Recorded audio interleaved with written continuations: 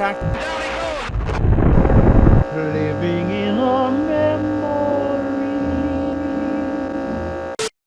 Hey guys, welcome in. Today we have got a really special guest and somebody that I have been jonesing to get on for a long time because I have watched through everything on his YouTube channel. And if you haven't, after today, I guarantee you will. This is Impact. And remember, on Impact Podcast, what we're doing is looking for men who impact their world and make a difference in the world. And this guy, L.A. Marzulli, certainly does. And I am really excited for you guys to hear him today and hear what he has to say, because I promise you, you're not hearing this anywhere else. So, L.A., thank you for coming on Impact, and would love to hear just a little bit about you. Tell us who you are, what you do, and how you got to where you are today. Yeah, and thanks for having me on, Jeff. It's an honor and pleasure to be here. It's always good to talk shop, as it were, with another believer. Using what I call Christianese. It's just, mano a mano. Let's just, get down and into the trenches, as it were. I'm the author of 13 books and 27 films. We have our own publishing company called Spiral of Life. We've now published 2 other authors. Besides myself, Vicki Jo Anderson, her groundbreaking book on sleep paralysis. They only came out at night. Karen Wilkinson, that book just came out. Stolen Seed, Evil Harvest. She was a lifelong abductee. She had children by them. It's not for the faint of heart. It will take you down some rabbit holes that people don't want to go, but it's real. And everything moves back to Genesis 3:15. I was a professional musician. I was in numerous incarnations of bands, orchestras, all sorts of stuff like this. I was with a guru for 4 years, 3 or 4 years. My third eye was open. I was completely immersed in the New Age. Lived in the ashram. I had spirit guides. I mean, I was on the other side of the aisle. I became a Christian 43 years ago. As the Lord began to move me out of the kingdom of darkness, they followed me and did not want to let me go for obvious reasons. I was on the rock and roll trail forever, professionally. The bands that we put together, one band in particular with Bob and Norman and myself on keys and lead vocal, we were all over Los Angeles. We were in and out of studios. We had production deals. We had managers. I mean, we got that close. Later on, I'll tell you a quick story. Later on, and I became a worship leader almost immediately after coming of the Lord. So I was a worship leader for like 25 years. All I wanted to do was be a Christian artist. And the Lord kept going, yeah, I know, but that's not what you're here for. Trust me. It's just like, bring you over here now. I know you're kicking and screaming all the way, but just trust me. And it just didn't work out. Oh yeah. He began to do that when the church was open from 1980 to 1990. I was pretty much there all the time. It was Calvary Chapel. It was Bible study. I couldn't get enough of it. I read and reread the biblical narrative. But I remember as a brand new Christian reading about Noah, getting to Noah. This is like, maybe 2 weeks after being born again. And I get to Noah and I go, wait a minute, what is this? Because I mean, I kind of knew the story, but I'd never read the story, Yeah. Going like, well, wait, it's like, why does God, destroy the entire earth? I mean, what did they do that's so bad? I don't get it. I'm kind of bothered by that, right? And a couple of chapters later, it's the Tower of Babel, and I'm going, wait a minute. What are these guys do? Just building a stupid tower. I mean, I don't understand what's going on here. And then a couple of chapters later, you get to Abraham and the 5 kings. Now we got this warlike God guy running around killing people. And then when I get to Sodom and Gomorrah, I almost throw the Bible against the wall. And I go, we've got to have 2. This is what I'm thinking. We've got to have 2 gods here. We've got to have the God of the Old Testament, I'm not even sure who this guy is. Yeah. Then we got Jesus, who I totally get, because I'm reading, Old Testament and New Testament at the same time. Jesus is really cool. Totally get it. I totally get it. Get it. Except when he comes to the passage like, it'll be like the days of Noah when I return. What? It's like, what the heck is that about? And this goes on for like 10 years. And, as a Christian, I mean, I just kind of accept it because, I don't have any answers, but I guess I'll just accept it. So a friend of mine goes, well, what about life on other planets? Whoa, I had no idea. So I go down to the Christian bookstore. It's before the internet. This is 88, 89. And by the way, I've reached the end of the internet, just so your listeners know. Really? I've reached the end of the internet. No, but I love that commercial. But so I go down to the bookstore and the lady looks at me like I got three heads. So she takes me down the aisle, and there is this lonely tome on the shelf. There's maybe 3 or 4 copies. The Omega Conspiracy by Dr. I.D.E. Thomas. I immediately get it. I go home. All of a sudden, all these answers that I have been searching for, he's dealing with. He's dealing with Noah. He's dealing with the Tower of Babel. He's dealing with the Sodom and Gomorrah deal. He's dealing with the Nephilim on the earth in those days and also afterwards. And he's expounding on it. And I'm just sitting there going, you've got to be kidding me. And so I'm reading all of his footnotes and liners, and he talks about the Book of Enoch. Now, these are the days before the internet. I have to go out and I have to order the Book of Enoch from the bookstore. So I can drive over to the Christian bookstore. I'd like to order the Book of Enoch, sir. And it's like, it'll take 6 months to get here. It was about 2 weeks, whatever. And I call you up and you finally get it. And some of the things I would have to go down to the library and order the book from a library, and it would come in, and then I could only read it in the library. These are the days before the internet, before information highway was there. And that book changed my life. I called Dr. Thomas. I had a lunch with him. The first lunch, there was a character in the Book of Enoch called Shemyaza. And as a student of the occult and of the New Age, the moment I got there, I went, I know that name. I know who that is. And I went up to my library, my bookshelf, and pulled off UFO Contact from the Pleiades by Edward Billy Meyer. Sure enough, the entity from the Pleiades nonsense. Yeah. There's the balloons again. I'm not doing this. I'm not doing this. This is what happened. Oh my God. I was on Exopolitics yesterday, right? Yeah. And I would say certain things and the balloon would come up. And they're going like, are you doing that? I'm going, no. Everything. I was like, wait a minute, what is that? Not again. I shut my computer. Wait. Back up and say it again. See if it does it. What did I say? That's what I was like. I got so distracted. I was like, I just lost it. I don't know. You're talking about. I mean, okay, let me stop. Let me stop you just for a second. Okay, let's back up. Let's assume, because this channel, like I said, a lot of the people on here, we're not talking about people that go to church. A lot of them, guys that have no interest in God. They're doing a whole different deal. What is a Nephilim? Okay. Let's start at Noah. Or, well, you know what? Go back to Genesis 3. Let's start at the Nephilim. Okay. And then who is Noah? Why did God save those 8 people? Is that really true? Because a lot of people are skeptical. And I know you are not only a filmmaker, but you have led archaeological digs around the world.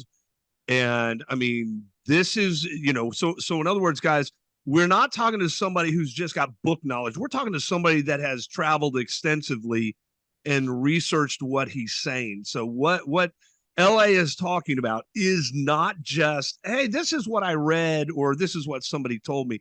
This is from actual research. So let's go back to there. Let's assume guys don't know what we're talking about.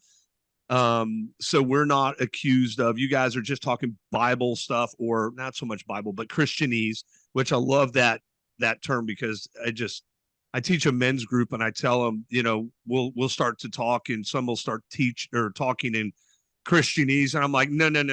Yeah, we don't do that in here. Yeah. No, because that literally has no meaning. What in the world are you talking about? And make them explain it in real terms. So let's go back and let's talk about that. So we're at the first Nephilim Mounds conference in Ohio. Russ Dizdar, Gary Stearman, and myself. Yeah. Chief Joseph was there, Fritz Zimmerman was there, and Gary gets up, and at first, Gary Stearman, elder brother. He's 85 now. Yeah. Gary gets up, and his talk is entitled "It's All About the Seed," and he begins to lecture from Genesis 3:15, and we're all sitting there like this on the edge of our seats because none of us had ever heard this before. We knew about Genesis 6, but we didn't link it back at Genesis 3:15. Genesis 3:15, and the book I'm working on now, which is called The Rungs of UFO Disclosure, I bring the reader back to this over and over and over and over again. It's that important. Genesis 3:15, in my opinion, is the key to this book. If we don't understand the exegesis, the interpretation of Genesis 3:15, we are clueless as to what's going on. And Gary's I'm opening my online Bible here. Okay. And guys, if you're watching this, when you watch this, just get a Bible, dude. Get a Bible. Don't just listen to what he's saying. Get a Bible, prove it. I mean, if you're skeptical, okay, good. I'm not scared of your skepticism. Neither is he. So when you guys watch this, grab your Bible, grab a Bible, or go to an online source and go to Genesis 3:15, man, prove it, right? And so let's go back. Genesis 3:15. I love it, LA, because this is when I heard you talking about this numerous occasions. I went back and I was just going, man, this makes so much sense. I never learned this. I went to Bible college and seminary, and they don't teach it. Pastor for 20 years, and I never looked at it. It is the key to the biblical narrative. They don't teach it. Gary Stearman, who pastored a church for, 30, 40 years. Yeah. He is steeped in this. And so Gary's up there. It's all about the seed. And he opens up with Genesis 3:15. And he gives us the backstory. Adam and Eve have just blown it. They've sided with the dragon. They've sided with the serpent. They've taken on his attributes, which is why, it's hit the fan, folks. And the Lord Jesus appears in the garden, and he says this. I'll read King James first, then I'll go to the Amplified. This is Genesis 3:15. And I will put enmity between thee and the woman, between thy seed and her seed. He shall bruise thy head, thou shalt bruise his heel. Listen to this. This is the Amplified. And I will put enmity, open hostility, between you and the woman, between your seed, offspring, and her seed, offspring. He shall fatally bruise your head, and you shall only bruise his heel. That's it. That's it. That's the whole Bible, because it's the seed of the dragon. The offspring of the dragon will be at war with the offspring of the woman. The one coming from the woman. It's the first prophecy of Messiah, is the proto-evangelium. That's Jesus. He crushes the dragon's head. 3 chapters later in Genesis 6, the whole thing explodes. Why? Because the dragon knows it's a seed war, and if he can corrupt the image, Doug Hamp, title of Doug Hamp's book, if he can corrupt the image, if he can somehow twist the genome so it's no longer human as we know it, Messiah can't be born, checkmate, I win. He does so up till 8 people, only 8. And it says later on, but Noah was pure in all his generations. It says it right there.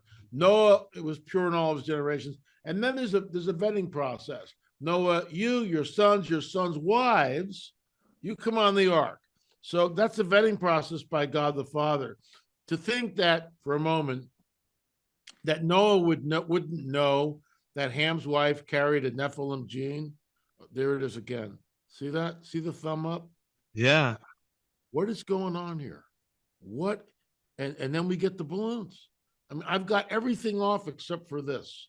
That's crazy. I don't know why it's doing it, but it's, it's, hey, thumbs up. There is again. It did Wow. yesterday. Something's up with, anyway, I digress. So the seed war manifests all throughout the biblical narrative. It does. And unless a person understands that, when they get to the Tower of Babel and Nimrod becomes Geborim through ritualistic sex magic, what are we looking at? The Nephilim were on the earth in those days and also afterward. When the sons of God took women, earthly women, and went into them and had children by them. And it's not taught because, well, angels can't have sex. Who says that? It just says we'll be like the angels, neither married or given in marriage. It doesn't say, and remember, these entities, there's a word that Russ Dizdar caught me, metaskis modestai. In the Greek, they have the ability to shapeshift. They can appear as men, and we know that. Paul tells us some of you have changed, entertained angels unawares. So, we see a picture, we see about this much of the picture, but they're here and they do it. The book Counter Move, Cosmic Chess Match came first. Counter Move, how the Nephilim returned after the flood. The book Counter Move gets into all of this, how they returned after the flood. And I'll just tell you the backstory real quick. I was reading a book by really well-researched, really good book. And I was reading it and I was very discouraged because I said, Lord, this guy's like an academic and I'm not. I don't consider myself an academic. I'm out of the library. I'm reading a book right now by Gary Wayne called The Genesis 6 Conspiracy. It is a deep dive. It's probably the most researched book on the Nephilim I've ever read. And I've read most of them, okay? I mean, it is a deep dive. It's deeper than anything Heiser's written or Tom Horn or Dr. Thomas. I mean, it is, and Gary Wayne's the author. He's coming out with a sequel.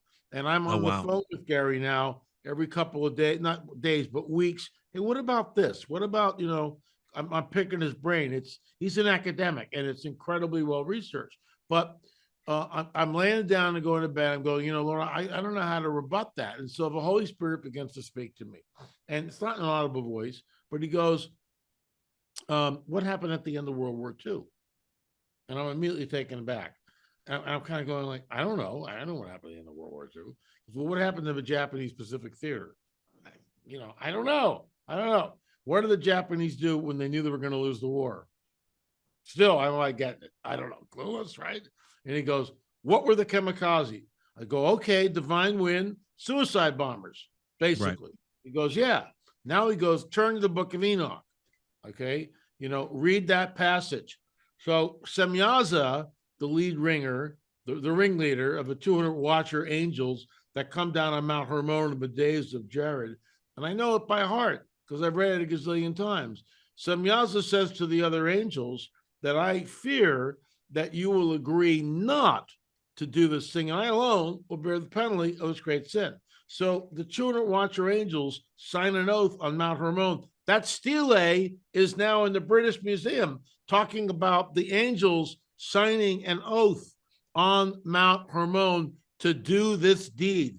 Guess what that deed is? According to the book of Enoch, they come right down, they have sex with the women, they completely contaminate the genome, and I'm going like, oh my gosh, it's a suicide mission. And I run downstairs and I go to my wife. I go, it's a suicide mission. And she looks at me like I got two heads. What's a suicide mission? I go, never mind. I'll tell you later. I rush in. I get the phone and I call Gary Stearman. I go, you're not going to believe this. It's a suicide mission. And we talked for like an hour. And I'm in California at 10 o'clock. He's back in Oklahoma. It's midnight. And we're going back and forth on this thing for like an hour. That book took 2 years to write. The warfare was insane. Counter Move, how the Nephilim returned. And okay, tell everybody exactly what a Nephilim is. Okay, because now we've alluded to it. What is the Nephilim? Where did we've already kind of gone over it quickly, but tell me what the Nephilim is. How how what's going on with it, or what went on with it, what went on with it after, and then how Jude ties into this, because I know you're going to get there eventually. And where are we going now? I might be asking too much, and I definitely want to have you back on. So get whatever we can get in at this time, we'll get it, and we'll get back to it another time. Yeah, and you know, I'm available. So the Nephilim are the unholy progeny, the unholy offspring of the fallen watcher angels. Yep. And the human earthly women mingling the seed. Genesis 3:15. Genesis 3:15. There it is. If you don't get it when you come here, you go, oh, I don't know. It's, I guess, I guess the sons of God are the godly line of Seth, and the women are the hoochie mamas of Cain, but that's not what the text says. It's B'nai Elohim, which is always referring to angels, the angelic host. Fallen guys, they're having sex with the women. They're producing a hybrid being, Nephilim. That's what the Nephilim are. So, and that was to corrupt humankind so the Messiah could not come. And it came down between 8 people. 8 people. And when it says Noah was pure in his generations, that's talking about his genetic, his DNA. It's not talking about he was some super righteous dude. No. And there, you know, it literally means, and now of course we know he was a man of God, but he was pure in his DNA. There was no Nephilim in there. There was no corruption. The seed no was corruption. M.R. Dehaan, who I cited in the Cosmic Chess Match and also in other places, M.R. Dehaan talks about that. You know, expounds upon the fact that we're not talking about Noah being some, you know, sinless guy. No, but he was not contaminated, nor were her sons, nor, you know, the daughters that came on the ark. So it comes down to 8 people. Then the earth gets repopulated and the same mischief begins, but it's changed. And what's interesting is, and people go, well, where did Jesus go after he dies? Why does he go to Tartarus? Why does he go there first and proclaim to the angels, who are the fallen angels, who are locked in the gloomy dungeons? He's going, no jailbreak. It's over. I got the keys right here. I got the keys. Checkmate. You're not getting out, pal. You know, you're not getting out. That's not Sunday school talk right there, brother. That's gang warfare. I mean, that's just guerrilla. That I love that, because, you know, I love what you said at the beginning. You know, I wasn't so sure about the God of the Bible in the Old Testament, and everybody talks about, Jesus, he was just so sweet and so nice and all this other stuff. I'm like, you do realize that the God in the Old Testament is Jesus, right? And if you figure this out, you go find out that Jesus talks about in Luke chapter number 12, he literally says that he didn't come to bring peace on the earth, but a sword. And, you know, and he has apocalyptic language there when he talks about that he came to bring fire on the earth and how he wishes it were already kindled. Yeah, no kidding. You know, and now that doesn't sound like sweet little Jesus you guys want to think he is. That's a God of justice as well. And he said, but I have a baptism to undergo. In other words, he had to go on the cross, die, raise again.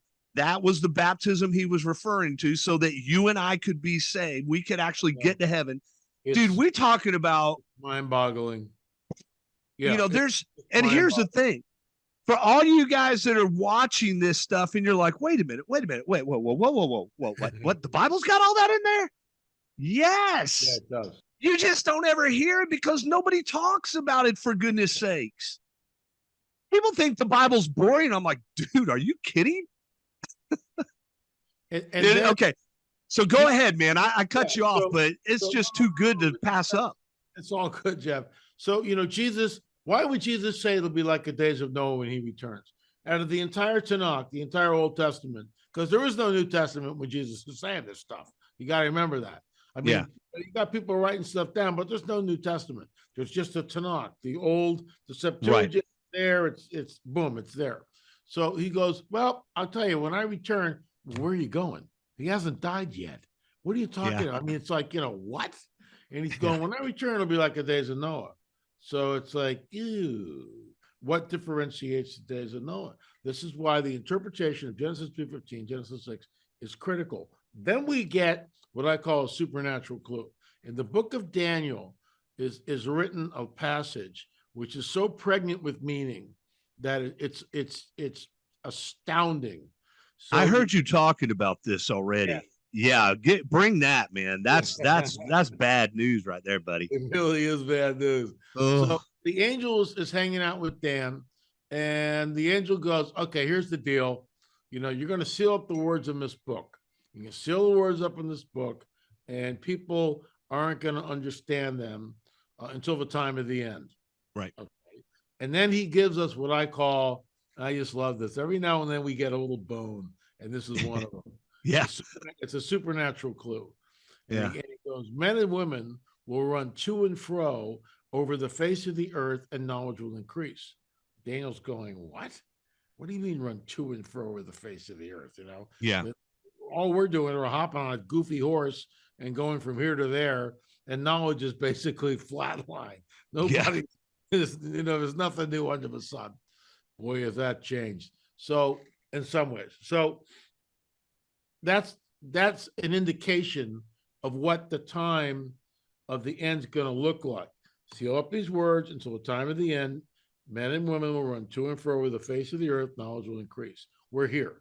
As I'm speaking, men and women, female pilots, male passengers, female passengers, everybody's flying all over the earth. I mean, it is. There's thousands of airplanes up in the air, flying all over the place. That's to and fro over the face of the earth, okay? Yeah. Knowledge increases exponentially.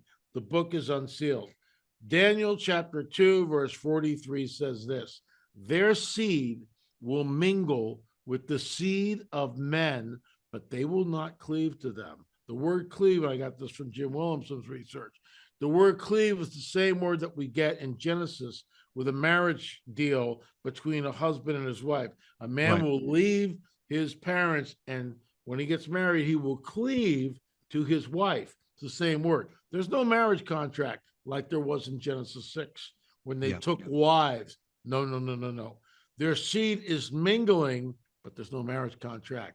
Welcome to modernity. Welcome to the breeding program that is going on now, which we've created. Film number 4 deals with the abduction phenomena, the UFO abduction phenomena in our ongoing UFO series. Right now, there's 6 films in that series, and the abduction phenomena is. Let me ask you something, Ellie. I've got to get you back on to talk about the UFO thing, because I'm guessing most people are going to be sitting out here because they have a lot of people don't have a lot of background in church or whatever. And they think that UFOs or whatever is in a UFO is some alien from, a distant star somewhere, a distant planet, billions and billions of light years away. What do you believe this UFO phenomenon is? What's in them? What's causing this thing? And just a short thing, because I got to have you back. I mean, there's so much there's just so much here. It's just you could do this like every day for a year easily. It's just nuts. So they know what you're talking about because you keep referring to UFOs, and I know what you're talking about. But clarify this for them and how this all fits in biblically, and then because I'm already getting you close to your time. So once we get to that point, let's move on and how things are how things are going, how everything's starting to tie in, and then we'll crank it back up another time if you're cool with that.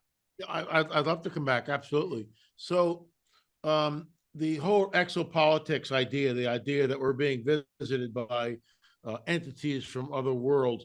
First of all, we don't know what this is. Nobody knows what this is. There are people, there are people in the scientific community who believe we might be living in some sort of a matrix, some sort of a holographic universe, which explains a lot.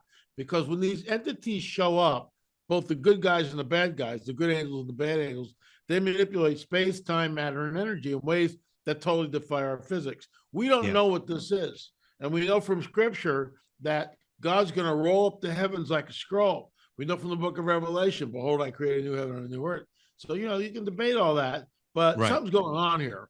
And no one knows where planet Earth is.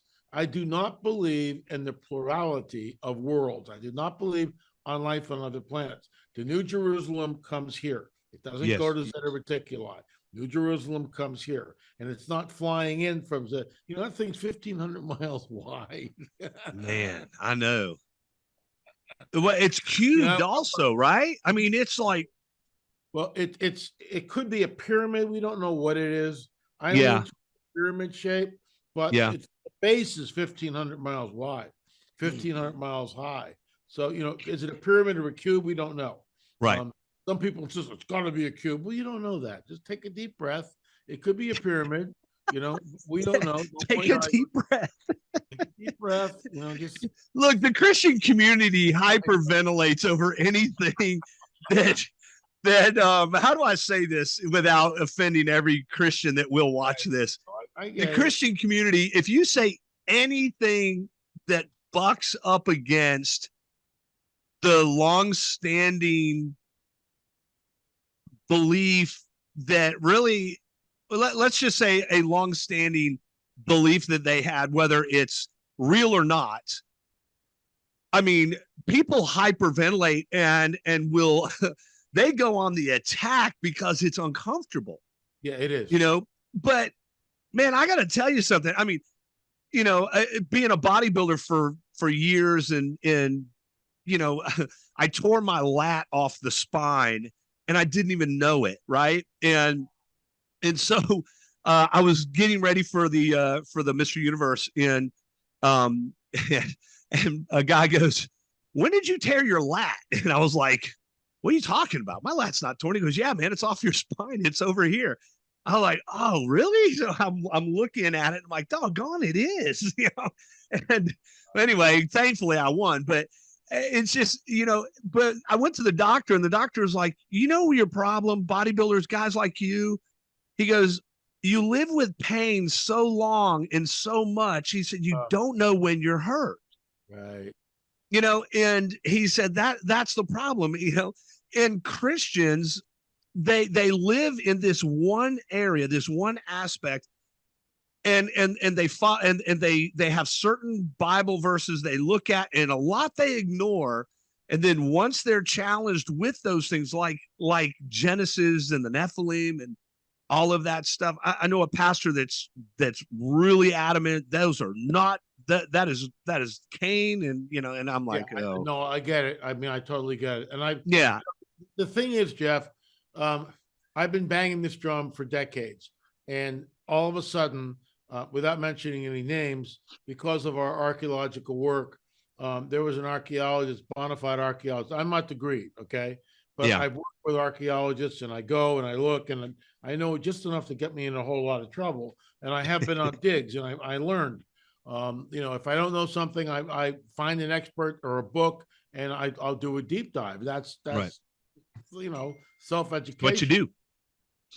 And this guy was in the front row of the Prophecy Watchers Conference because I did a presentation on how to place artifacts, and I just basically said, what are these things doing here? Why are we being lied to all the time when archaeology has no explanation for these? Except, the Inca were master stone builders. No, they weren't. Stop lying to us. So there is a hidden history that's been deliberately obfuscated for the peoples of the world. The people in church, for the most part, because there's no explanation of Genesis 3:15, they don't understand what's going on. So the coming great deception is the idea that and this goes back into the Darwinian theory, okay? Darwinism tells us, which of course I don't believe for a second, but Darwinism tells us that over millions or even billions of years, this whole thing evolved very slowly, extremely slowly. So let me get this straight. When we get how does the reproduction between a man and a woman, where does that come in at some point? How does an eye evolve, and why would you need an eye? And this complex system that we have. No, we were created fearfully and wonderfully created, and Darwin didn't know anything about the DNA molecular structure. He knew nothing about it. So the neo-Darwinists know about DNA, and they realize that this is an extremely complex coding system that somebody somewhere invented. This thing just didn't come from some primordial slime someplace. Somebody invented it. And so they are looking out there, panspermia. They are looking for, and when Ben Stein sits down with Richard Dawkins, premier evolutionist of the 20th and 21st century, well, how do you think it began? And he sounds like he's quoting Star Wars. Well, maybe in a galaxy far, far away. What? I mean, that's all you don't know. Just be honest and tell us that. Aren't they saying it's coming off an asteroid or something now too? I mean, I've heard that. They're already saying that. Which is, right? So when they show up, this is the coming great deception. Because when ET, which is not ET, they're fallen angels, when they show up, they will tell us that they created all life on this planet, genetically manipulated early man, started the world's earliest civilization, started the world's religion. Now at this critical juncture in human history, they are back to usher mankind into a golden age. I heard this 50 years ago when I was in the New Age. I heard this 50 years ago. And they were going to take the fundamentalists off the planet because we're not ready for the paradigm shift. Yeah. They've already explained the way the rapture 50 years ago before I knew what the rapture was, because we're not a point of God's wrath, but I digress. So 50 years ago, 50 years ago in the New Age, you were already hearing, you didn't know about the rapture. You didn't know any of that stuff. You had spirit guides that were telling you that very thing. Not spirit guides, but other people in the New Age that had heard from spirit guides. Okay. And that's what we were told, the Federation of Light and all this other nonsense. It's, so I've been on both sides of the aisle. So I have sort of a unique perspective of what's, going on. I think Billy Crone was also, wasn't he? Yeah. Crone was in the New Age too. Yeah. Because I've heard him talk a lot like you do as well. It's coming down, and right now the war in the Middle East, all eyes are there. Everything is focused there. So the congressional hearing about UFOs, where, by the way, number 16, number 17 in the book, right now it stops with David Grush. But before we go to press, there might be one more rung on the ladder. We're going up to full disclosure. We're climbing a ladder to full disclosure. That's the analogy. David Grush stood before Congress. He's under oath. And Representative Mace asks him, did they find any bodies in these crashed UFOs? Right. And Grush leans into the microphone. So the body language here is like in your face. And he goes, yes, we found biologics. And she goes, were the biologics human or non-human? He leans into the microphone, looks up at her, non-human. And she sort of giggles and goes, so we found non-human biologics in the crashed UFOs. Folks, I'm not making this up. You can sweep that under the rug. We're going to create what we call the Super Pastor Package for Christmas, where it's got all the UFO videos. It's got all the books. I mean, this is the latest book that just came out. Further evidence right here. And it's got all sorts of, this is journalism. Hey, LA, let me ask you something. Talking to people. Yeah. Hey, hold that up for a second, though. Would you? Can you hold that back up? Okay. So this book, as a matter of fact, I want to know where I can get all this stuff, because I want to get all of it. If you're putting together a pack, I want to get all of it. But this stuff you're talking about, encounters, having sex with these quote unquote aliens, having sex with women, having babies, some sort of babies. That's all in that congressional hearing. Yeah, it is. This is not conspiracy. We're not making this up. No, it's in the hearing. I heard it. And, because a lot of people are going to watch this and they're going to go, oh, brother, what I'm telling you is you need to go do your research and get your head out of the sand, because what we're talking about here, you're talking about the end times, the end of days, all of this stuff in the Middle East, all of this stuff going on. this is all coming to a head, man. This is all coming to a head. You don't believe in the Nephilim? I challenge you. Go to LA's YouTube channel, watch the actual research, listen to what they're actually talking about. It's not conspiracy. No, it's not. And that's the crazy thing. You know, people go, you know, in LA, correct me if I'm wrong. I truly think Hollywood has desensitized people so much to the point where this isn't spectacular enough for them, or they think it's outside the realm of possibility. It's just another scientific or science movie, whatever. But we're actually talking about reality here. Yeah. I mean, this is real.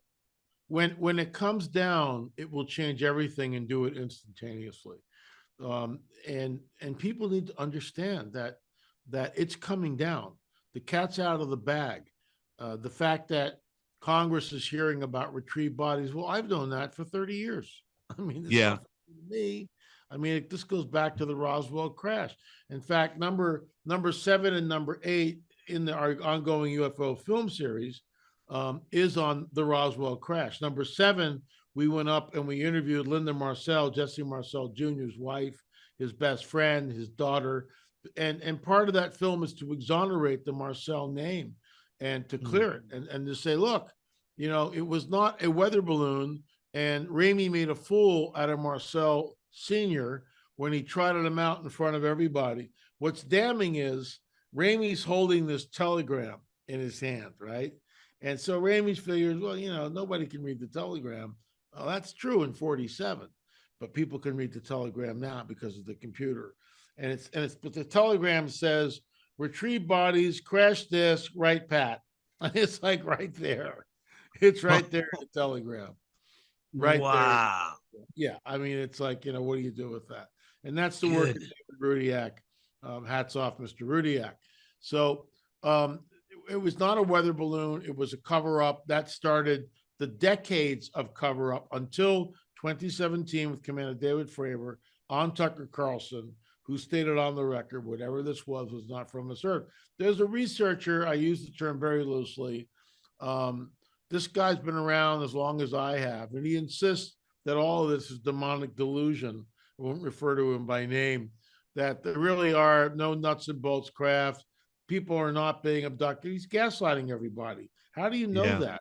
When was the last time you were in an operating theater and took out an implant? We did in our Watcher series. We took out an implant from some guy who was taken at 5 years old, and he was implanted, you know, with the late Dr. Roger Lear.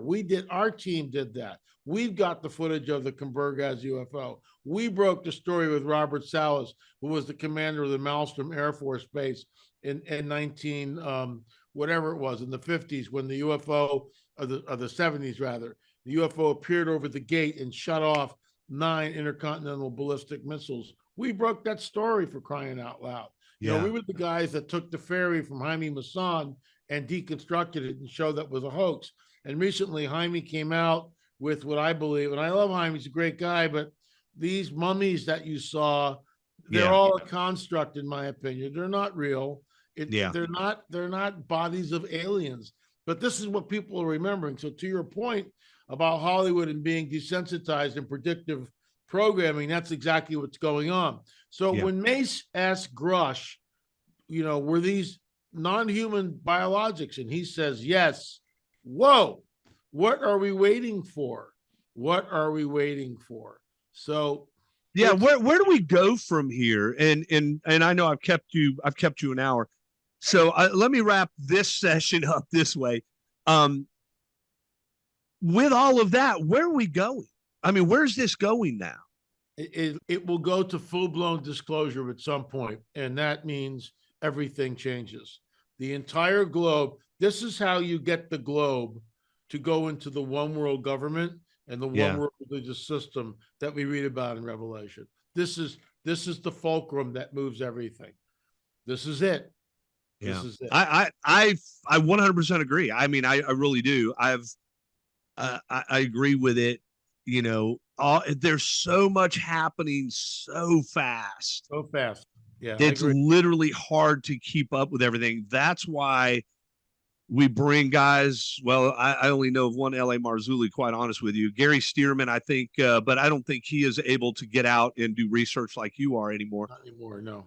But I mean, there's very few guys like this. And I need guys, I want people to hear stuff you're not even going to hear in church, man, and how the Bible actually talks about this stuff. Yeah. And where we're actually going as a race of people. And if you've seen what we've talked about today, how, you go, well, wait a minute. I thought, I'm not really sure about the devil. Is he even real? Oh, he's real.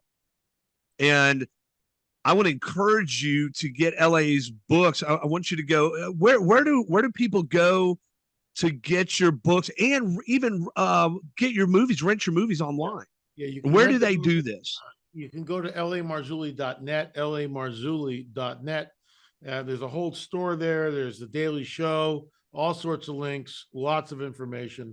If you want instant gratification, you can rent all 6 of the UFO films by going to streaming.lamarzulli.net. Streaming, like a stream, streaming.lamarzulli.net. You can avail yourself of all this information. And we're going to make, like I said, a pastor. It's not together yet, but it will be. Specifically the pastor package. I'll probably construct a letter to the pastor, so you can just go, Merry Christmas here. And a lot of these guys, poo-poo it. They won't even look at the information. And ignorance and arrogance is a very deadly combination. This thing is coming down. It's time for pastors to get on board and understand that the hour is very late, very, very late. If all of this is happening, and really all of this stuff has been prophesied in the Bible, I mean, we're reading about all this stuff, and we're seeing this stuff go faster and faster. That is what Jesus talked about.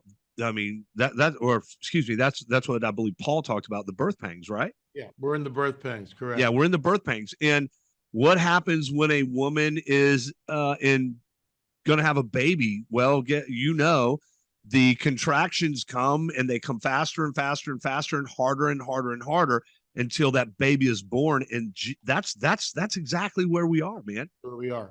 I think we're about to get the birth of the baby, and so to speak. Jesus is coming soon, man. I agree. No, it's maybe sooner than we all think. We'll see. There's just so much to explore, and I think this crowd is going to be like, well, wait, what?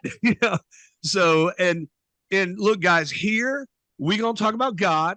We're going to talk about Jesus. We're going to talk about, you need to be saved. Okay. You want to get to heaven. You've got to repent of your sins, man. You got to believe in Jesus, what he did for you on the cross, that he died, he shed his blood, and he rose again the 3rd day, according to the scriptures. And all you got to do is repent, call on the name of the Lord, and you shall be saved. Right. Amen. That is a non-negotiable. That's a non-negotiable. If you're going to go to heaven, there's not many ways. There's one way. Sorry. The way is narrow. There's only one way. The way is narrow. And we are getting to hear not Sunday school talk, not church Christianese. We getting down where we break it down on everyday life, on everyday level, so that you can find out, dude, the Bible's serious, man. Yeah, okay, so that's what we're doing here. LA, I'm going to put all of your links down below. If you can send me any links or anything, that would be awesome that you want in there. I'll put that in the description below. But guys, thank you again for coming into Impact. That's our episode today.